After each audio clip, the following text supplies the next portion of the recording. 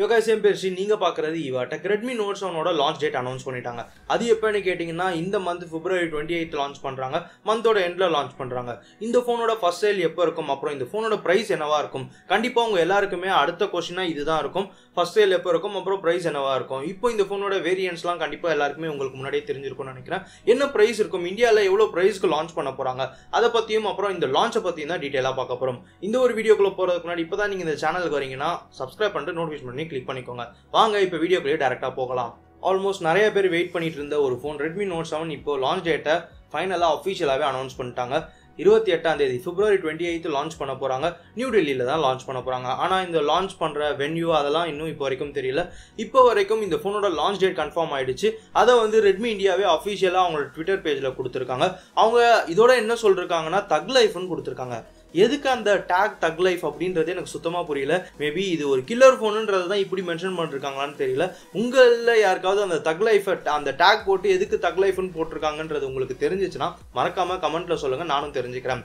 சரி, ஓகே, அந்த தக் லைஃப் அந்த விஷயத்தெல்லாம் விட்டுட்டு இப்போ இந்த ஃபோனோட பிரைஸ் எவ்வளோ இருக்குன்னு பார்க்கலாம். இந்த ஃபோன் 3 வேரியன்ட்ல சைனால லான்ச் பண்ணிருக்காங்க. 3+32 அப்புறம் 4+64 ஃபைனலா 6+64 லான்ச் பண்ணிருக்காங்க.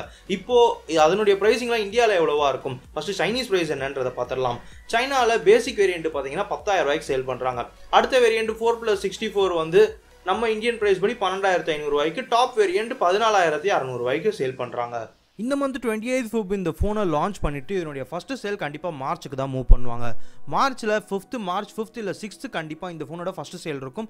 சைனாவில் லான்ச் பண்ணுற எல்லா வேரியண்ட்டும் இந்தியாவில் லான்ச் பண்ணுவாங்களான்னு கேட்டிங்கன்னா அது கொஞ்சம் டவுட்னு தான் சொல்லுவேன். ஏன்னா அவங்களுக்கு Redmi Note 7 Proவும் அடுத்தது லைனப்பில் இருக்கிறதுனால Redmi Note 7 6+64 GB இந்த ஒரு ஐஎன் வெர்ஷனை வந்து அவங்க ஸ்கிப் பண்ணுறதுக்கு நிறையவே சான்சஸ் இருக்குது.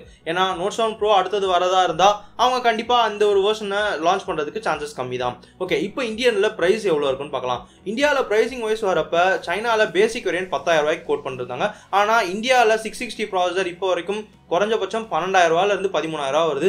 அப்படி இருக்கிறப்ப அவங்க 11,000 ரூபாய்க்கு லான்ச் பண்ணுவாங்கன்னு நினைக்கிறேன். So basic variant 3+32 GB variant நமக்கு 11,000 ரூபாய்க்கு கிடைக்கும். அடுத்தது 4+64 வேரியன்ட், இதுதான் மிட் வேரியன்ட்டும் கூட. ஆனால் இதுதான் பெஸ்ட் வேரியன்ட்னு கூட நான் சொல்வேன். இந்த ஒரு வேரியண்டோட பிரைசிங்னு பார்க்குறப்ப கண்டிப்பாக 13,000 ரூபாயிலிருந்து 13,500 ரூபா வரைக்கும் வரும். டாப் வேரியன்ட், அப்படியும் டாப் வேரியன்ட் அவங்க ஸ்கிப் பண்ணாம அதையும் இந்தியாவில் லான்ச் பண்ணாங்கன்னா அதோடைய பிரைஸ் 15,000 ரூபாயிலிருந்து 16,000 ரூபாய்க்கு வரைக்கும் வரக்கூடும். ஆனால் என்னோட கெஸ்ஸிங் படி 15,000 ரூபாய்க்கு அவங்க லாஸ்ட் வேரியன்ட் லான்ச் பண்ணுறதுக்கு சான்சஸ் இருக்கு.